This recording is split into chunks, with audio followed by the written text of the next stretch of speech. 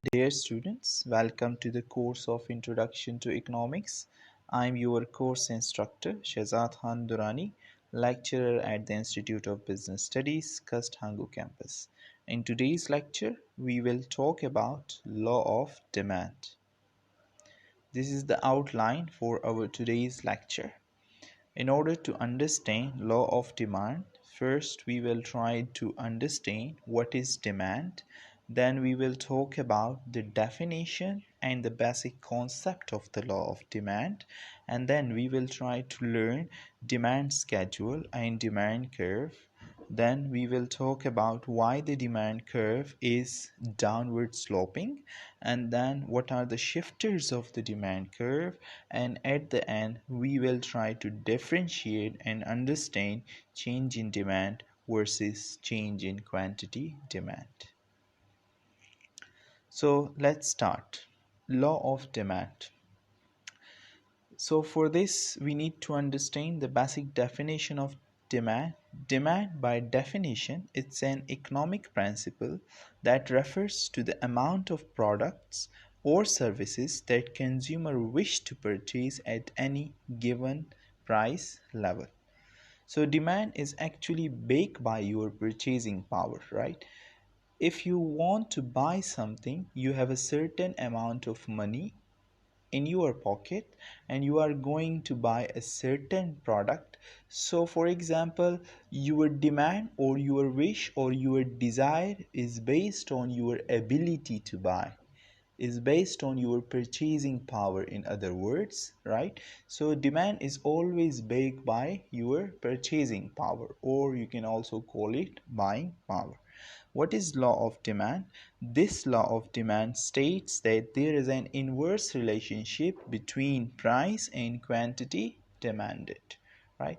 So there is an inverse relation means there is an opposite or there is a negative relationship between price and quantity demanded, right? What does it mean? It means if there is an increase in price, right, if the prices goes up, then the demand quantity demanded will decrease or quantity demanded will goes down, and vice versa. If the prices goes up, the quantity demanded will go down, and if the prices goes down, the quantity demanded will goes up. So it means that there is an inverse relationship. The law of demand states that there is an inverse relationship between price and quantity demanded. What is demand schedule? Demand schedule is actually a table showing that relationship between price and quantity demanded of a commodity, of a good, right? So this is the table given. Here in the table we can see the price of the coke that is given in rupees and the quantity demanded. So if we look to the table, if the price is 40, then the quantity demanded of coke is 2, right? 2. It means that you have the ability, you are able to buy 2 cokes when the price is 40. Let's say if the price is reduced or decreased to 30, then you are able to buy 4, right? So there is an inverse relationship, right? If the price is going down, so the demand for the product is going up. Then if the price is reduced to 20, then you can buy 6. So it means that there is an inverse relationship between price and demand. Now, demand curve, we can understand this concept of the law of demand from a demand curve as well. So what is demand curve? Demand curve is actually a graphical representation of the demand schedule.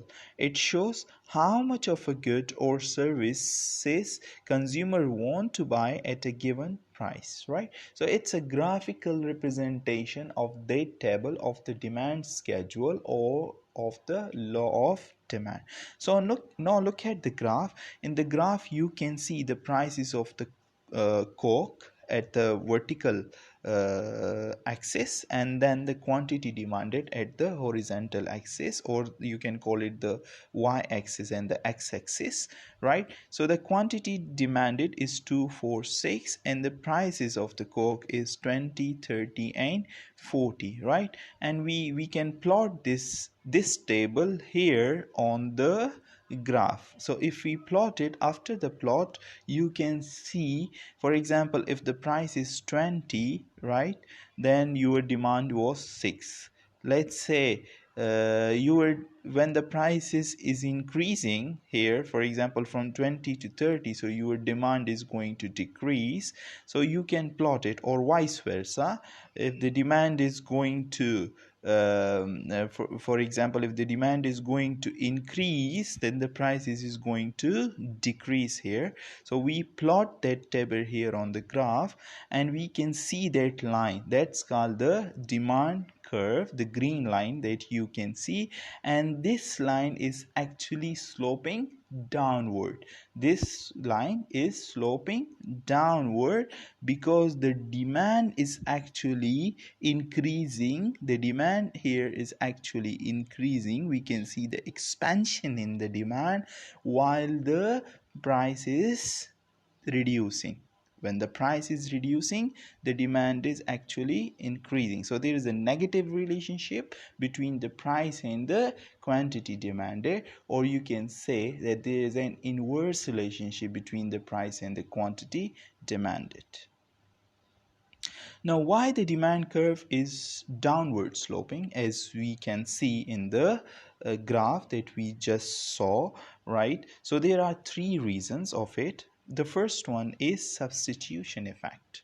Change in price motivate consumer to buy relatively cheaper substitute goods. For example, you have two goods, let's say Pepsi and Coke. So when these two goods are called substitute goods because you can use them in place of each other. For example, when the prices of the Coke goes up, when the prices goes up, then the demand for the Coke is actually decreasing, and if the prices of the Pepsi remains the same, then the demand for the Pepsis are going to increase. So it means, for example, these are the substitute products that you can use it for each other, in place of each other. So this is called what? The substitute effect. So substitute effect, the demand is actually sloping downward because of the substitute effect of the goods or the product or the commodities. Then we have the income effect. Change in price affect the purchasing power of the consumer income. For example, you have for example, there is a person, he has the purchasing power, like a certain amount of purchasing power he has. When he goes to the market, he sees that there is a sale on a certain product, right? So for example, he will buy, let's say he bought 20 20 amount of goods, right? Or 20 in number, I mean, like let's see, for example, he is going to buy 20 gallons of milk. Let's say he bought 20 gallons of milk because there was a sale, right? So for example, next time he goes to the market and there was no sale, so he will buy less. Why the demand increases? Because there is a effect on his income, right? Because of what? When the prices was reduced, so it has an effect on his income because his purchasing power increase, right? His purchasing power increased at that time when there was a sale. When the prices goes up, so there is an effect on his income and he has less purchasing power as before. So this is called the income effect. Then we will talk about the law of diminishing marginal utility. This is a law of diminishing marginal utility. It says as you continue to consume a given amount of goods, for example, you will eventually get less additional utility from each unit you consume, right? So this marginal utility says, For example, when you are consuming a product, so for example, one additional unit that you are consuming, the utility that you are getting or the satisfaction that you got from the first consumption of that product will not be the same as the last consumption of that product. Actually, diminishing means decreasing, marginal means additional, and utility means satisfaction. So this law states that the utility, the satisfaction that you are getting from the first, for example, from the first sip of, for example, of a milk will not be the same as the second, third, fourth sip of a milk, right? So this is called law of diminishing marginal utility. Then shifts in demand curve, we will try to understand this concept, and it's very important. Any change in determinants of demand cause shift in demand curve, right? Any change in determinants of demand, any change, for example, if there is a change in the price, it's actually called, for example, there's a shift in the demand curve, there's a shift in the same demand curve, for example. And there are other determinants too, and these are called the shifters of the demand curve, and these are taste and preferences. For example, if we talk about a milk and we say, if you are consuming one glass, if the kids are consuming one glass of milk early in the morning, so it increases their ability to learn and to gain knowledge in the school or in the college. So this will increase what? This will increase shifts in the demand. This will increase the demand, right? So other than the price, it will increase. Here the prices are not reduced. Here we can see that there is a taste and preferences are going to change. So this is called shift in the demand, or taste and preferences are called shifters in the demand curve, shifters, right? So this increase, if there is an increase in the demand, right, so this, it will shift to the right, the demand curve will shift to the right. And if there is a decrease in the demand, let's say for example, if we at one time there was a reduction in the Telenor SIM, because for example something happened related to the Telenor company, because people try to reduce the consumption of the Telenor company because of the preferences that they have. They switch towards Zong, they switch towards Youfone. So this is called decrease in demand. And when there is a decrease in demand, so the demand curve will shift to the left, right? So if there is a decrease, it will shift to the left, and if there is an increase, it will shift to the right. Number of consumers, the second one, if there is a number of consumers increase suddenly about a certain product, right, so we can see an increase in demand. So the demand curve will shift towards right, and if the number of consumers are reducing, then we can see the decrease in the demand. So demand curve will shift towards the left. Price of related goods. There are two kinds of goods. One is called complementary goods. We will talk about it in the next slide. And one is called substitute goods. If we can see the increase and decrease in it, so it's also affecting the demand curve, shift towards the right or shift towards the left. Income, for example, there are actually two kinds of goods. One is called normal goods and one is called inferior goods. Your income and demands are directly related when we talk about the normal goods. When we talk about the normal goods, if your income is increasing, your demand for that product is also increasing. So income and the demand for that product is actually directly related. For example, if your income is increased, so you are going to buy more milk. So this is called the normal goods. Some goods are called inferior goods. It's actually inversely proportional.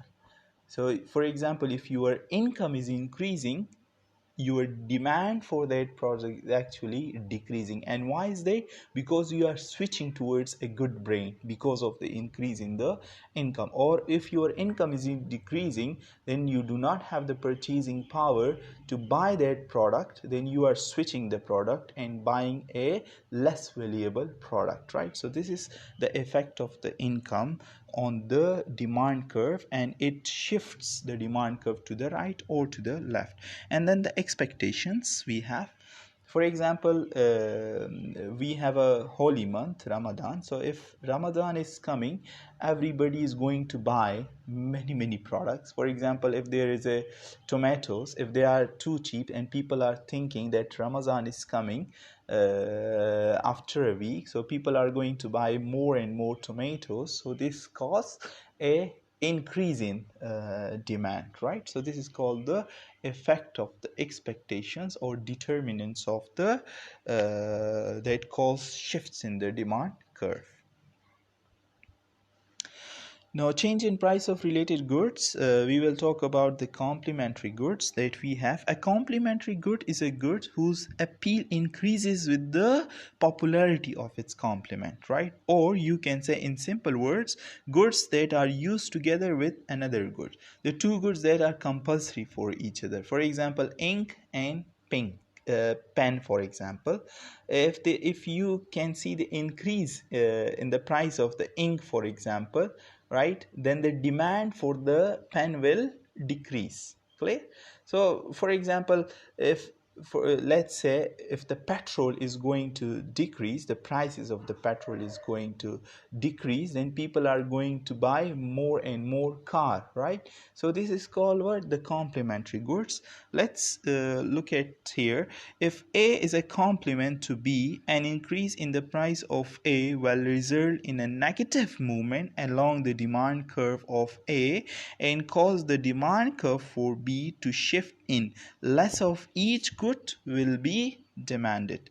The example of this could be if the price of petrol is decreased by some amount, let's say if it's decreased, this would result in a higher quantity of cars demanded because the petrol is of low price, so people want to have their own cars, right? So the prices of the car will jump. Complement. So if one is increasing, the other, for the one is decreasing, the other is going to increase. The higher quantity demanded would cause the demand curve to shift rightwards, right, as we talk about the demand curve, to a new position. Ink and pen, that this could be the example. Ball and bat, these are the complementary products that or goods. Car and petrol. Toothbrush and toothpaste. What does it mean? When two goods are complementary, the price of one and demand for another moves in opposite direction, right? The price in one and the demand for another. If the price is going to decrease, the demand for another will go up. Then we have the substitute products. What are the substitute products? Goods that can be used in place of another goods. Like we talked about it, right? This is also has the effect. We already discussed it. For example, Pepsi and Coke. If the prices of the Pepsi are going up, then then the demand for the Coke will increase. If the prices of the Coke remains the same, right? Just like coffee and tea, beef and chicken, right? When two goods are substitutes, the price of one and demand for another moves in same direction. Change in quantity demand, what does it mean? Change in quantity demand is movement from one point to another, from one price combination to another on a fixed demand curve. On a fixed demand curve, for example, clear? An increase in quantity demand is represented by expansion in demand curve, while a decrease in quantity demanded is represented by contraction in demand curve. Look at the first graph. We can see that there is an expansion in demand curve. Clear? How? We can see that the quantity actually increases. The demand for the quantity actually increases with the decrease in the price, right? So we can see the expansion, and this is called expansion in demand curve with the same fixed demand curve. In the second graph we can see that there is a contraction, because when the prices goes up, the quantity demanded for that product actually reduces, right? So we can see the contraction in the demand curve when the prices goes up. So you can see the contraction and in the demand quantity demanded, and when the prices goes down we can see the expansion in the quantity demanded. These are the two concepts which are necessary to understand the graphs. The next one is the differentiation between change in demand and change in quantity demanded. Change in quantity demanded is represented by movement along the existing demand curve, the fixed demand curve, right?